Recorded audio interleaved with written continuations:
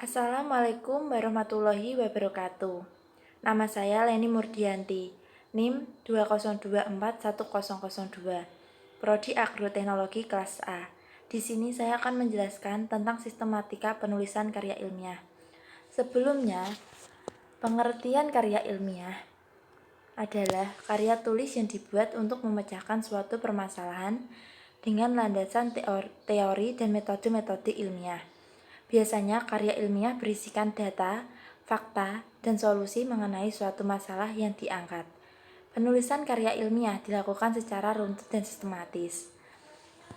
Dan berikut adalah tujuan penulisan karya ilmiah. Tujuan penulisan karya ilmiah ini sebagai sarana melatih mengungkapkan pemikiran dalam bentuk tulisan yang sistematis dan metodologis.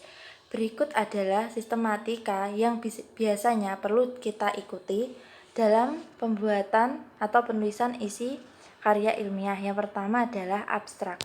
Abstrak adalah bentuk sinopsis dari semua isi dari karya ilmiah.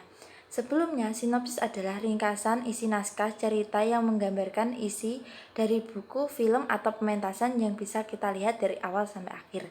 Di dalamnya mencakup ulasan singkat, garis besar, dan poin-poin penting dari makalah untuk memudahkan pembaca memahami keseluruhan isi makalah. Berikutnya adalah pendahuluan. Pendahuluan setelah abstrak, penulis harus menulis pendahuluan. Pendahuluan berisikan gambaran umum dari observasi awal dan fenomena yang dibahas sesuai dengan topik yang diangkat dalam karya ilmiah. Biasanya berisi latar belakang, rumusan masalah, tujuan dari kegiatan penelitian, pengabdian, atau yang lainnya. Dan manfaat dari penulisan karya ilmiah ini terhadap pembaca di kemudian hari. Pendahuluan bisa merujuk dari berbagai sumber pustaka, pandangan pribadi penulis atau peneliti sebelumnya yang telah membahas topik terkait serupa. Dan tujuan dalam karya ilmiah memiliki tujuan yang harus dituliskan secara jelas sesuai dengan pemilihan judul karya ilmiah.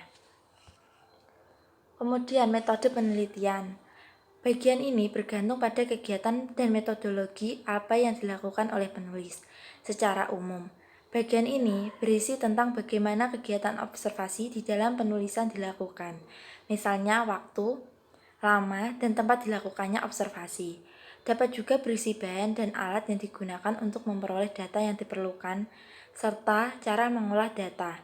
Bagian metode harus dijelaskan secara jelas dan lengkap, agar peneliti lain dapat melakukan uji coba ulang. Dan kemudian adalah hasil dan pembahasan.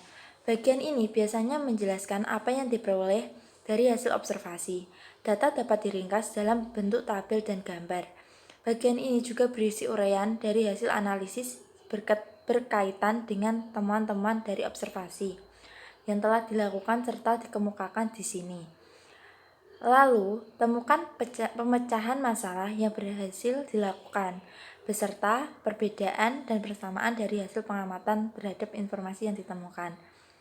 Dalam berbagai pustaka, penelitian terdahulu perlu mendapatkan catatan di sini. Dan kemudian yang terakhir adalah kesimpulan. Kesimpulan adalah bagian akhir dari penulisan. Secara umum, kesimpulan menunjukkan jawaban atas tujuan yang telah dikemukakan dalam pendahuluan. Nah, tadi adalah penjelasan singkat dari saya tentang sistematika penulisan karya ilmiah.